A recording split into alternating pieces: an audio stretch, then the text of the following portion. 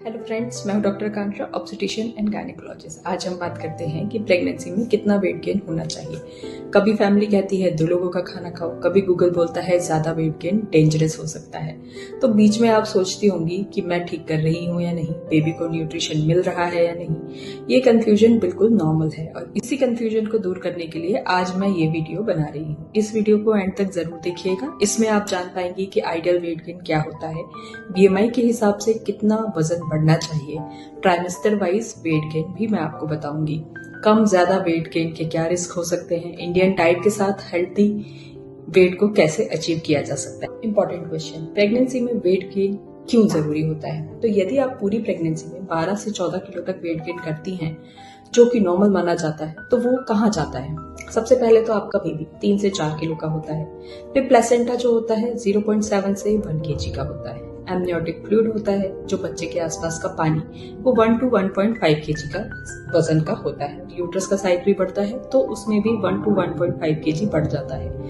फिर breast feeding के लिए ब्रेस्ट आपकी प्रिपेयर होती है तो 1 किलो वहां चला जाता है। ब्लड वॉल्यूम इंक्रीज होता है तो लगभग 2 किलो तक ब्लड वॉल्यूम की वजह से आपका वजन बढ़ता है। फिर फ्लूइड रिटेंशन होता है, फैट का डिपोजिशन होता है आपकी बॉडी में, तो उसकी वजह से भी 1 से 2 किलो का वजन आपका बढ़ सकता है। तो देखा आपने, ये आपका वेट गेन होता है, सिर्फ फैट गेन नहीं। ये वेट बेबी के प्रोटेक्शन के लिए, ग्रोथ के लिए और ब्रेस्ट फीडिंग के प्रिपरेशन के लिए होता है, जो कि आइडियल है और होना भी चाहिए। यदि वेट बिल्कुल भी नहीं बढ़ता तो ये गलत बात होती है, पर यदि बहुत ज्यादा वेट बढ़ रहा है, बहुत जल्दी बढ़ रहा है, तो वो भी बहुत रिस्की हो सकता है। इसलिए आइडियल वेट गेन होना बहुत जरूरी है एक हेल्दी प्रेगनेंसी के लिए।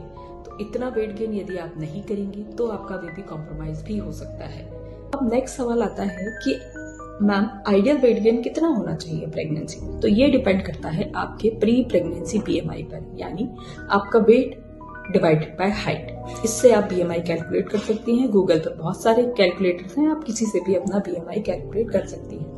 इंडियन क्राइटेरिया के लिए अंडर वेट BMI कितना होता है? Less than 8.5। यदि आपका BMI 18.5 से 22.9 है तो वो नॉर्मल BMI है, और यदि 23 से 24.9 मतलब आप ओवरवेट हैं, और यदि आपका BMI 25 से ज्यादा है तो आप ओबीज हैं। इसलिए हर वुमन के लिए सेम वेट गेन हो प्रेगनेंसी में, ऐसा कोई रूल नहीं होता। रूल होता है BMI के अकॉर्डिंग। तो अब जानते हैं BMI के अकॉर्डिंग वेट गेन कितना होना चाहिए। यदि आपका BMI लेस देन 18.5 है, मतलब आपके बेबी को एक्स्ट्रा न्यूट्रिशन की जरूरत होगी, क्योंकि आपकी बॉडी में फैट डिपोजिशन नहीं है। तो इसमें आइडियल वेट गेन होता है 12.5 से 18 kg तक, जो कि नॉर्मल माना जाता है।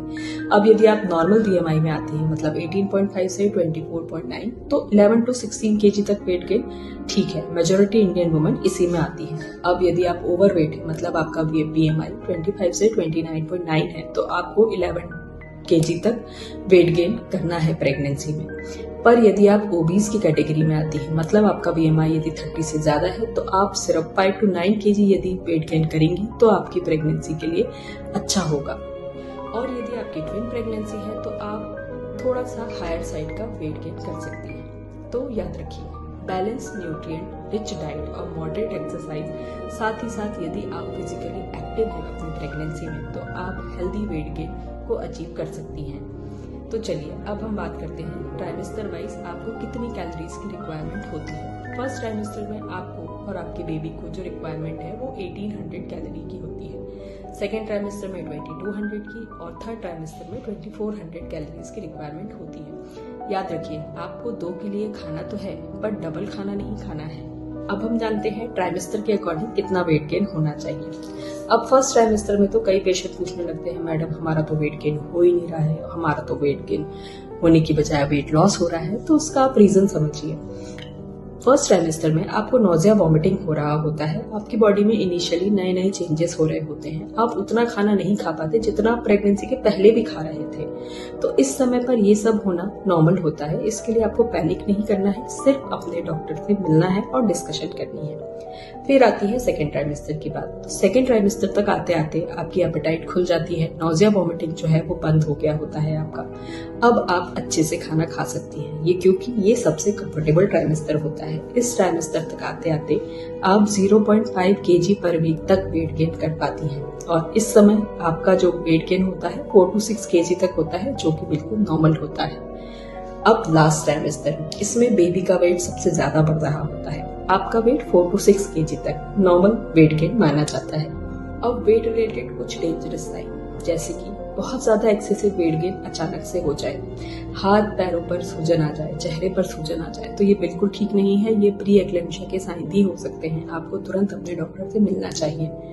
यदि आपका वेट गेन ज्यादा होता है तो आपको क्या क्या रिस्क हो सकती है। पहला तो आपको जेस्टेशनल डायबिटीज हो सकता है, आपका बीपी बढ़ सकता है, ज्यादा पानी आ सकता है बच्चे के आसपास, और आपकी यदि नॉर्मल डिलीवरी के लिए ट्राई किया जाएगा तो वो भी मुश्किल हो सकती है। बेबी का वेट बहुत ज्यादा होगा तो आपका लेबर डिफिकल्ट हो सकता है। इसलिए यदि वेट गेन ज्यादा हुआ तो आपके सिजेरियन के चांसेस बढ़ सकते हैं। अब ज्यादा वेट गेन तो ठीक, पर यदि बहुत कम वेट गेन होता है तो वो भी बेबी के लिए ठीक नहीं होता। इसमें बेबी का वेट कम रह जाता है, बेबी की प्रीटर्म डिलीवरी हो सकती है, जिसकी वजह से बेबी को नर्सरी में भी रहना पड़ सकता है, बेबी की इम्यूनिटी कम रह जाती है। तो दोनों ही एक्सट्रीम ठीक नहीं है। आपकी प्रेगनेंसी में आइडियल वेट गेन होना बहुत जरूरी होता है। तो अब healthy and gradual weight gain के लिए आप क्या कर सकती हैं? तो सबसे पहले तो आपको प्रेगनेंसी प्लान करने के पहले ही ध्यान रखना है कि आप अपना वेट मेंटेन रखें, एक्सरसाइज की आदत बनाएं, हाइड्रेशन की आदत बनाएं, जिससे कि आपका बीएमआई यदि एडिक्वेट होगा तो आपको आगे आने वाली प्रेगनेंसी में कोई दिक्कत नहीं होगी, आपका वेट मेंटेन रहेगा। दूसरी चीज आप जो ध्यान रख सकती हैं प्रेगनेंसी में, आप एडिक्वेट हाइड्रेशन रखें, रोज 10 से 12 गिलास पानी पिएं, माइंडफुल डाइट लें, यानी आपका कोई भी यदि क्रेविंग हो रही है तो उसे एक बार सोचें कि क्या इससे बहुत ज्यादा नुकसान तो नहीं है। उसके बाद ही अपनी क्रेविंग के अकॉर्डिंग कुछ भी खाए पिए। हेल्दी न्यूट्रिशंस डाइट लें, डेली आप खाने में वही प्रोटीन रिच डाइट लें, आयरन रिच डाइट लें, calcium and fruits, seasonal fruits यदि लेती हैं तो अच्छा होता है। आप हेल्दी फैट के लिए नट्स एंड सीड्स ले सकती हैं, आप कॉम्प्लेक्स कार्बोहाइड्रेट ले सकती हैं, क्योंकि इससे धीरे धीरे पाचन होता है और आपका वेट गेन बहुत रैपिडली नहीं होता। जितना हो सके होममेड फूड लीजिए, आउटसाइड के फूड को अवॉइड करिए। अब वो चीजें जो आपको नहीं खानी है, स्ट्रीट फूड नहीं लेना है, जंक फूड नहीं लेना है, कोल्ड ड्रिंक्स नहीं लेनी है, एक्सेसिव शुगर को आपको अवॉइड करना है, डीप फ्राइड स्नैक्स को आप अवॉइड कर सकती हैं, पैक्ड फूड नहीं लेना है आपको। यदि आप ऐसी लेती हैं तो आपका वेट गेन ग्रेजुअल होता है। आपको अपनी प्रेगनेंसी में एक्टिव रहना है, वॉक कर सकती हैं, योगा कर सकती हैं। प्रीनेटल योगा की तो आजकल बहुत सारी क्लासेस होती हैं जो कि सेफ होता है प्रेगनेंसी में।